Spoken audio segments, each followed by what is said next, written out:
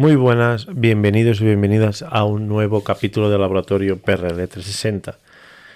Este es un episodio más filosófico, pero sí que hacía tiempo que me gustaría hacerlo.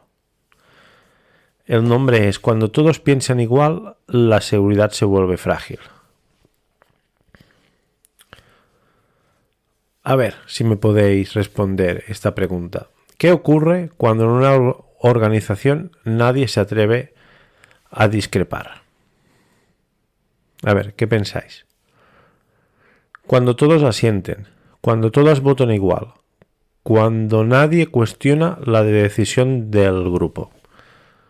¿Cómo veis esta situación? ¿Es buena o mala?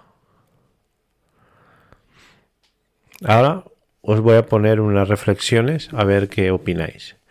En muchos parlamentos los representantes votan según el partido. Y eso es la idea que me ha hecho escribir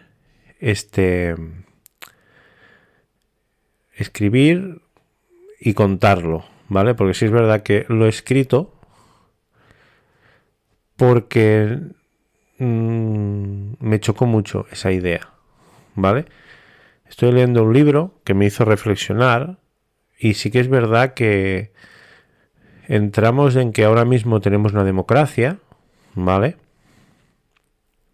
Hasta aquí creo que lo tenemos claro, pero cuando se ejerce el voto en el Parlamento, por ejemplo, se vota por grupos parlamentarios. La gente no puede votar de manera individual y si votan son castigados.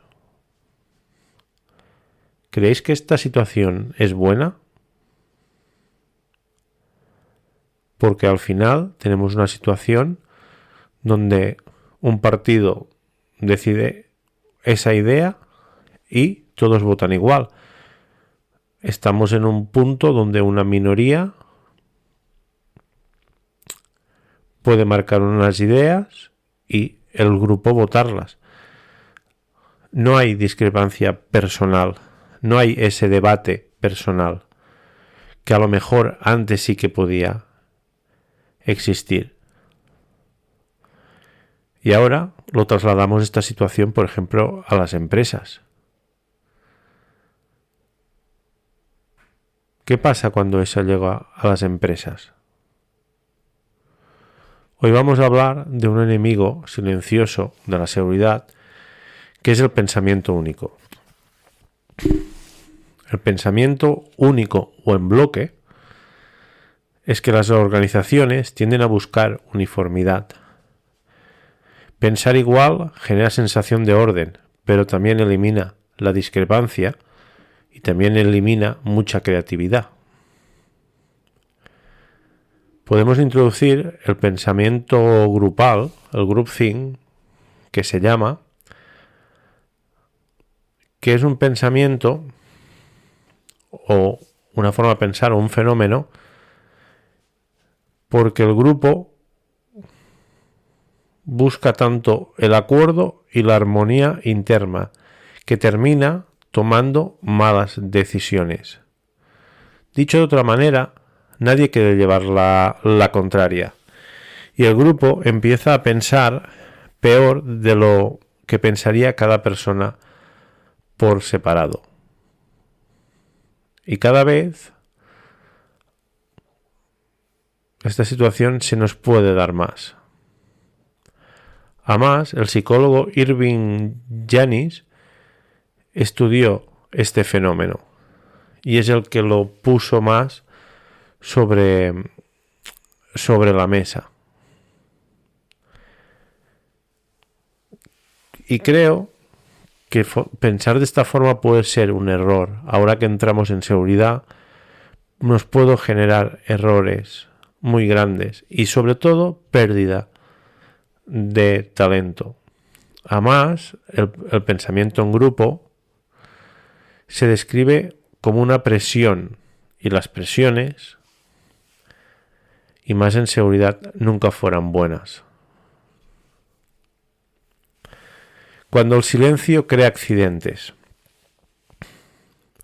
Si el trabajador detecta un riesgo, pero nadie más lo menciona, y el supervisor ya tomó una decisión y el equipo sigue adelante, tenemos una situación que se llama silencio organizativo. De esta forma, no tenemos la mente crítica activada, la gente no tiene esa seguridad para decir las cosas y vamos gestando accidentes, incidentes.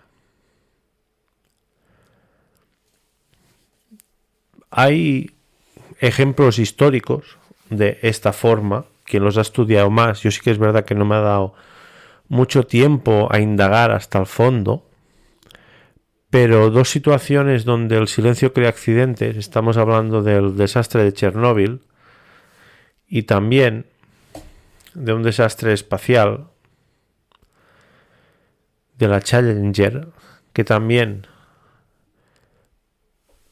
por lo que se dice, llegaron por el silencio, por no tener esa mente crítica o por no aportar o por no hacer respetar esa voz de la gente que tenía el control en ese momento para expresarlo y a lo mejor el supervisor o hacer reaccionar más a las personas que están por encima y parar ese trabajo. Muchos accidentes no ocurren porque nadie vio el riesgo, ocurren porque nadie se atrevió. Por eso creo que esa mentalidad es desastrosa. Y aún tenemos empresas que existe esta forma de pensar o esta cultura.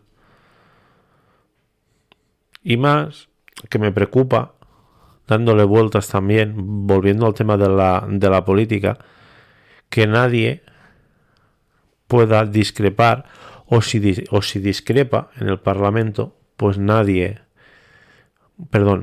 que si de alguien discrepa en el Parlamento, pues que le sea sancionado, porque de esta forma, y más, si vemos que esto pasa a la política,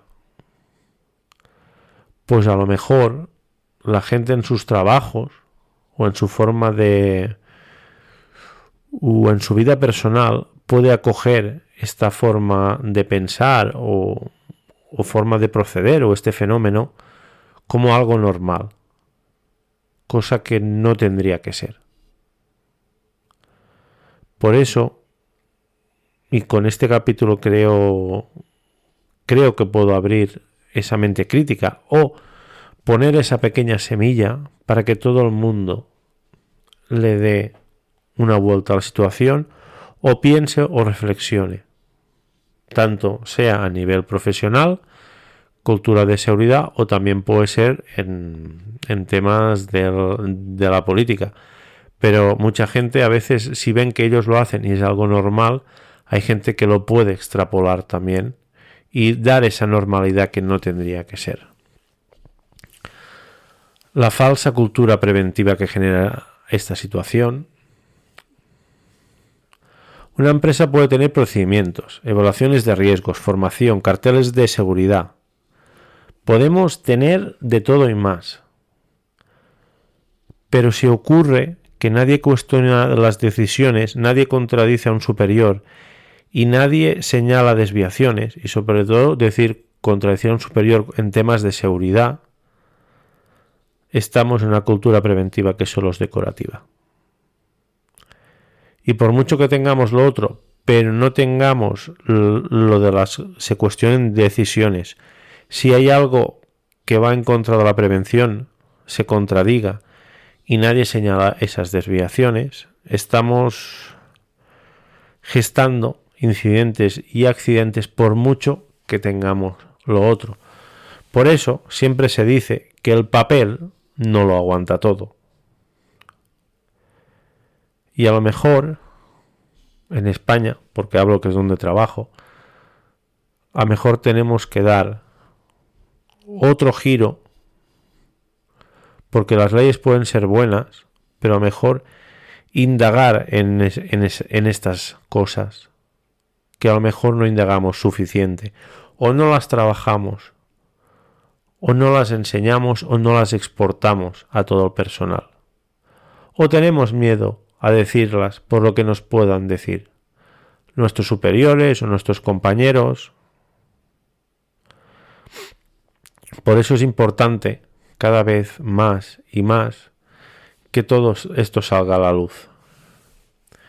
Y una organización donde nadie discrepa parece ordenada, ¿no? Lo estamos viendo, todo el mundo va por el camino que marcamos, pero en realidad es una organización ciega, y eso es verdad.